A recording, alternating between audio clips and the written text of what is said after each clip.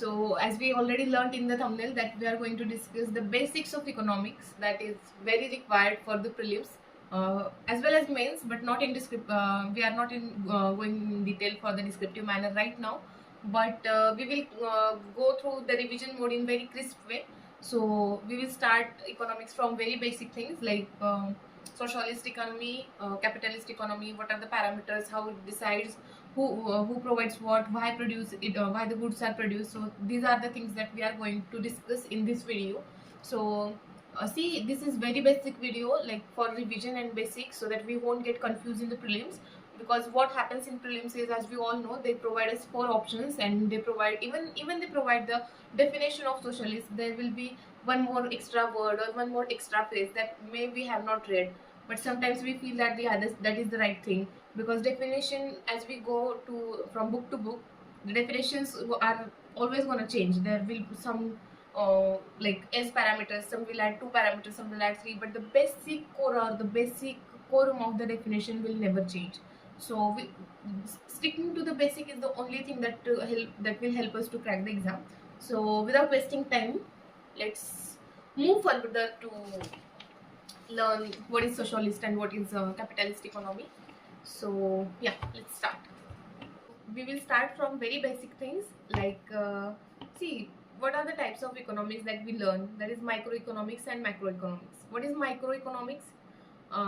So the microeconomics is about individuals, about person to person things are going to discuss in microeconomics. At the same time, what is macro?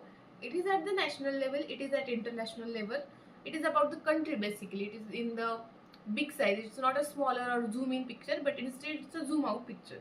So for UPSC, we don't need to go in micro things, we just need macro things. And even if they ask micro things, like they will ask only in prelims, just I think it will be cost you only one question, and that will also be very easy, like it's no wall, free hit, and the 6 at the same time.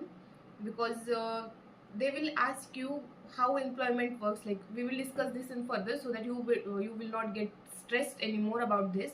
But in short, if I have to discuss it, I will say that in micro they will ask you about employment things, like what is wages, how the things have gone under below poverty just because of the employment and unemployment. What is this guy's employment? These kind of micro questions they will ask, mostly in the definition form of type. So there is no need to get worried about it, because they will very easy questions. So let's focus on macroeconomics first. So instead, on the screen also you will get to see there are 2 types of economics, as we all know. First is socialist economy and second is capitalist economy. So what is socialist economy? Who decides the parameters of the socialist economy? Obviously it is a government owned firm. Like government will decide what to produce, how to produce, how much to produce, and for whom to produce. The socialist economy will always driven by the government entities. Government, or whatever the democracy, or whatever the king, or whatever the authority is going in the country, established in the following country, it will decide how the economy should run, what to produce, how to produce, for whom to produce, and how much to produce. So it is not people based, but it is country or authority based or authority driven, that if I want to produce this and I am the monarch, or I am the one who has elected, then or I am the one who is running the country, then I will decide what to produce. And it's like a kind of dictatorship kind of thing, if you really want to simplify it. So yeah, that is the socialist economy. Then capitalist economy. What is capitalist economy? So here the people, the consumers will, and the market will decide what to produce, how much to produce, and for whom to produce. So if in the market there is a demand of 5,000 what will you say, cars, so the companies will started to produce like that much kind of, or that amount of cars should be designed in the market, or something like that. Even it's in the private sector or in the government sector, that doesn't matter. but that's how the capitalist economic works, that like market decides, and it is a totally market driven thing. And socialist economy up to, like, we also has had a socialist economy up to 1991, but from then onwards we slowly shifted to the capitalist. Like, we focus on what people needs, what are the people's basic needs, wants. So government shifted to capitalist economy from 1991. Then what is the what are see any economy, like whenever it comes to socialist or capitalist economy, there will always be what I will say, pros and cons to both of them. Like in socialist economy, everything will be in a proper manner, like a very planned manner, nothing will go out of the way. Like if they have their target is to produce 10 things, then they will only produce 10 things. There will not be 9 and there will not be 11. And in capital, so this is a pro, like something in a very planned manner.